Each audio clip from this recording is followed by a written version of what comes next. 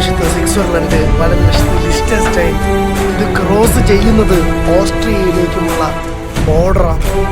നമ്മൾ ഈ പൊയ്ക്കൊണ്ടിരിക്കുന്നത് ഇടതുവശത്ത് സ്വിറ്റ്സർലൻഡ്, ഇപ്പോൾ നമ്മൾ കയറുന്നത് ലിechtenstein. ഏത് ബോർഡർ വഴി നമുക്ക് ഓസ്ട്രിയ നടക്കാം? ഏത് ഈ രണ്ട് ഓപ്ഷൻ ഉണ്ട്. ഓപ്ഷൻ എ, ഓപ്ഷൻ നടക്കുന്നത് ഓസ്ട്രിയയിലോട്ട്.